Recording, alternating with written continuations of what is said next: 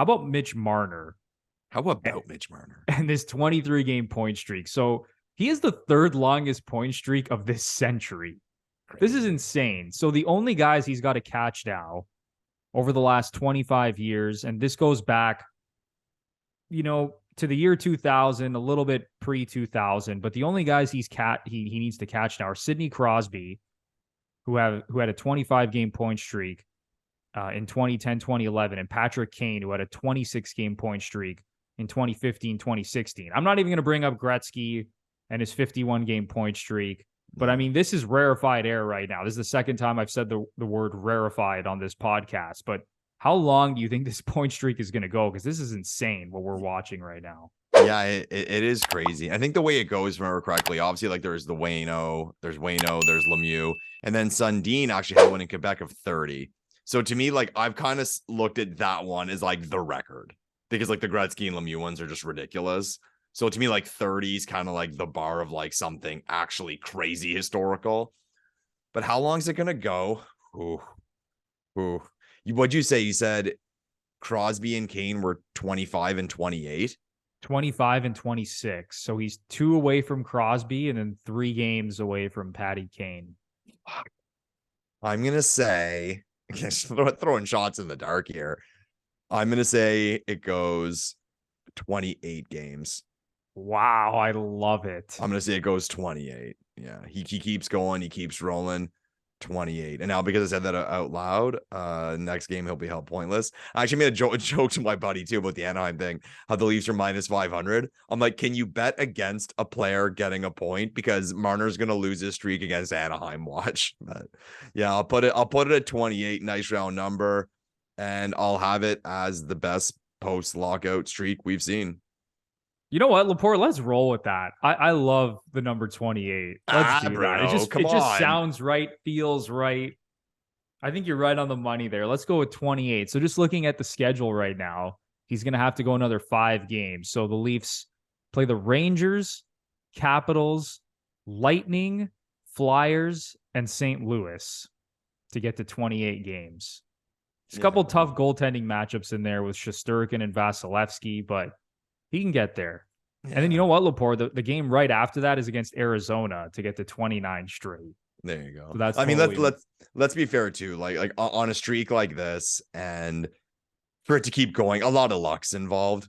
Like people looking at, like who are they playing? It doesn't matter. You can lose 6-1 and he gets a second assist on a garbage goal at the end of the game. It's just you hope things go Mitch's way. And it's amazing, man, because I think it's tough for teams, or I think we could all say that we know it's tough for teams to keep going and keep motivated over the course of an entire season. It's 82 long games.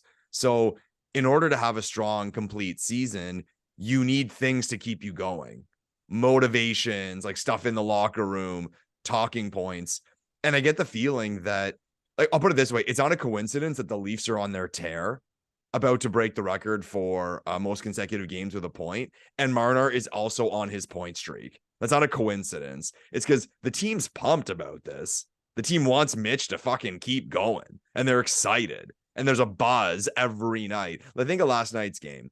Tuesday night, playing the worst team in the league.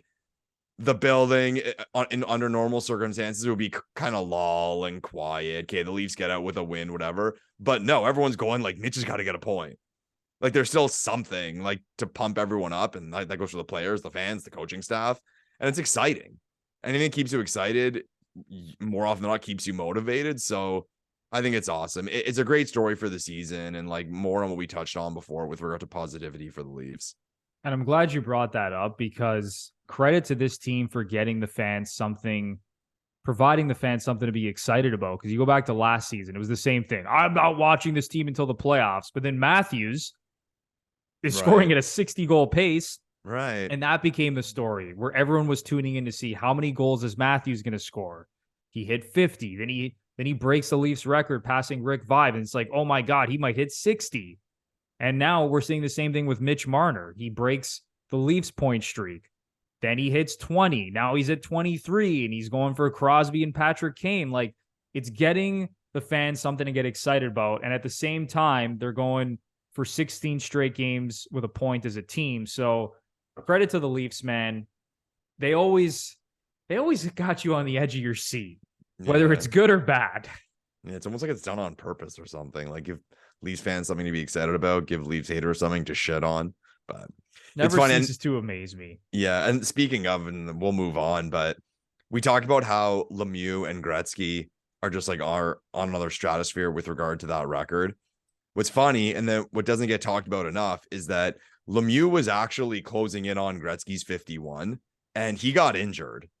So he couldn't play. And then if you don't play, you're done. So that's how his streak ended. And Gretzky, the year he hit 51 in a row, when it started from game 1 of the season, he was actually playing hurt. He was playing hurt for, I think, the last 4 or 5 games of that streak, but he's kept going because he wanted to keep the streak alive. And then finally, when he didn't do it, he took like 4 or 5 games off after that. So it's like, what could have been? Could we be talking about like an entire season of an NHL player where they get a point?